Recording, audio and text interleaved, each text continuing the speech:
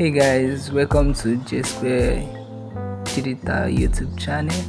My name is Enya James Chidebere, and I'll be the one to show you how to actually create this using your Pixellab. Yeah, this logo was a logo I stumbled on when trying to get inspiration on Pinterest. I was trying to get inspiration to create this tutorial video for today, and I just stumbled on this video logo and I love it, and I wanted to show you guys how to actually create this using Pixellab, or how to achieve it using Pixellab. So it's a logo I saw on Pinterest, and it's not my piece of work. I did not sketch this from scratch, you understand. I just saw it on Pixellab, and on Pinterest, and I think it's actually someone's post on Instagram. As you can see, this is the logo. I clicked on it, and then it took me to this Instagram page, and so I'll be showing you how to create this, exactly this. So this is the owner's page. I think is by Learn Logo Design, the page, and I think they also shared it. Is the content created by this guy. I think they tagged the person. That's the person's name. So you can check it up. You can just go to the Learn Logo Design page, and then on Instagram and check it out. Okay, so I'll be showing you how to create this. Remember, it's not my piece of work. I'm just using it for educational purpose. Also, if just joining us for the first time, subscribe and turn on the notification. Let's get started then. Once you open the Pixellab, click on the grid icon, click this to reset it, and set it to 15 by 15 grid sizes.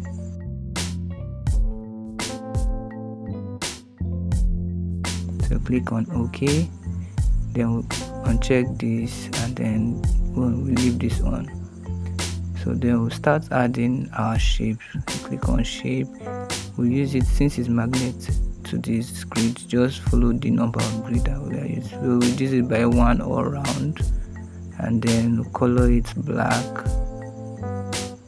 So after that, I have to increase this radius size so that it be a circle, and click on tick. So next I will add another shape. I will increase this by 1 also, not 1, yeah. Then all around increase it by 1, and then increase the radius. Click on OK. It's not a circle, but it's white color. So in order to see it, what I want to do, is go over and then change the color. I want it to be black. So I'll click on color, enable this, and then change it to black. So we have 2 black circles. For the bigger one, I want it to be behind, so I'll bring it smaller up.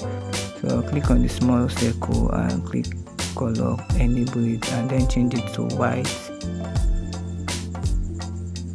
Click on the tick, and then we have this circle like that. I want to lock them, and then add another shape. So we'll just be using black and white to do our subtraction and addition to create the logo. So this is what I want to do now, just to follow how it is done. So if you are lost, just rewind the video. So I'll color it black. We are using it to build our logo. Color it black. No, not stroke. So color it black. Now see, it's like a P, letter P, but that's not the logo. Lock it, and then copy this. I want the same thickness here. I will unlock that, and then what I will do is rotate it a little to align with the circle edges. So I'll look for the perfect way that it will align easily without so that it will blend. Yes, that's the word. Keep adjusting it until it blends very well.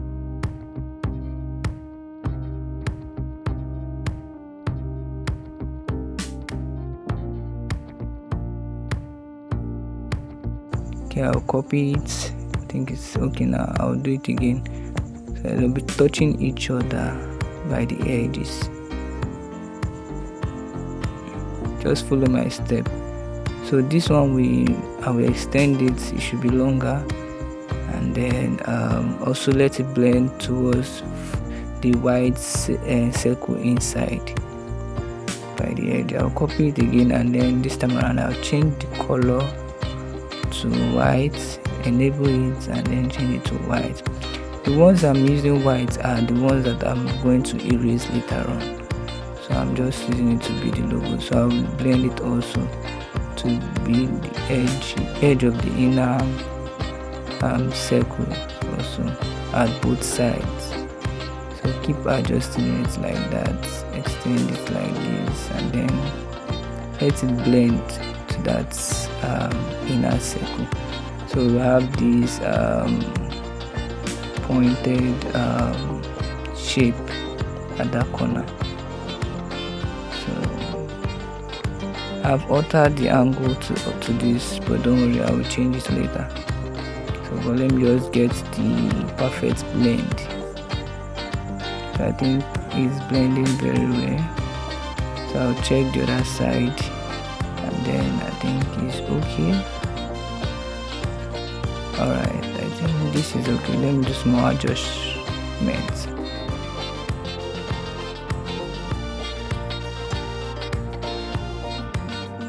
Alright, so I will use this to align with the edge of that white. So you can see it's not the same angle because I've adjusted that white angle. So okay, so I have to reset the angle. You can see. Alright, so I think I'm getting it.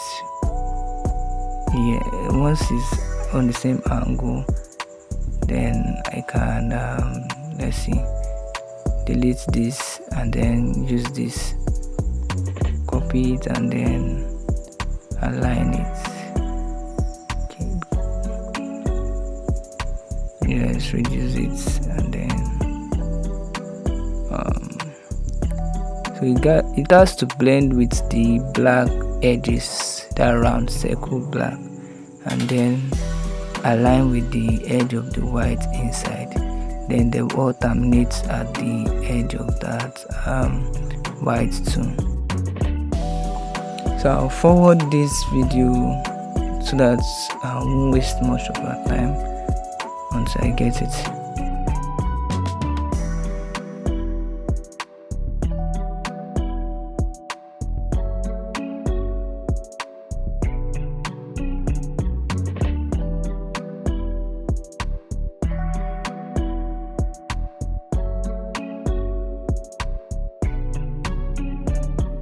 I'll add a shape, but let's reduce this.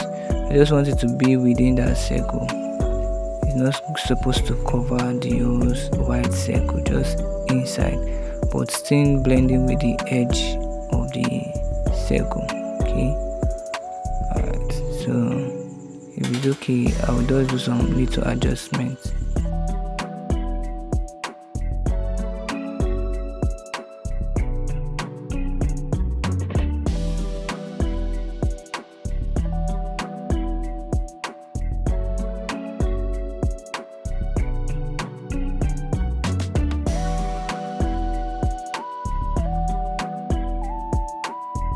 I think it's okay. Let's adjust the black then, since it's not on the same alignment. So adjust it, and it's okay that way. So they're not on the same angle, so I'll adjust it, then align it very properly so it blends with that circle and terminates at that white inclined rectangle rather. So I'll adjust that and then use white to cover all unnecessary spaces. So let's add a shape and then drag it down, enable that, and then so as to lock with the grid and then adjust it. We use it to cover all unnecessary shape. Don't follow the tutorial video. If you are lost, wind it back and then you get it. So drag the stage covers and then okay. So I'll move it to the back. I don't want it to cover everything, just at the parts where you have the white circle. Yes, exactly, just here. I think here is okay. So this is the logo. Yeah, so we just need to do some finished touches. As you can see, they are not touching each other properly, so we have to do some little adjustments.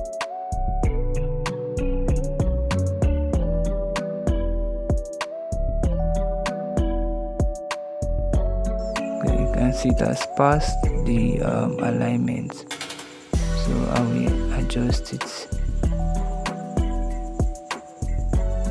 I will adjust this to terminate with that white, and then we have to cover the other shape. So we just need to drag it and then use it to cover that is shooting out. Yeah, I think you are seeing it. So move it backward again. Yes, so this is what we are trying to create, as you can see. So lastly, we add another shape. So I'll drag this, then we use it to terminate this all through, and then we'll close it. So yes, so it's giving this arrow shape, but then it has a bird shape inside. Yeah, so we just need to make the eyes of the eye of the bird. So we make something like a small square and then turn it to black.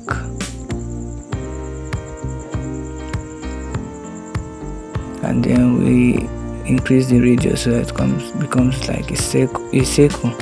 And then I think this is too big. Let's reduce the size of the circle. I think this is okay, but it's too up, and we just need to increase this and bring it downward, yes, to fit. I can see it's giving this bird negative, like we extract the bird within that letter. You can see the beacon, the eyes, and the shape of the bird. So we merge all these shapes so far. We select all the shapes that we've added so far.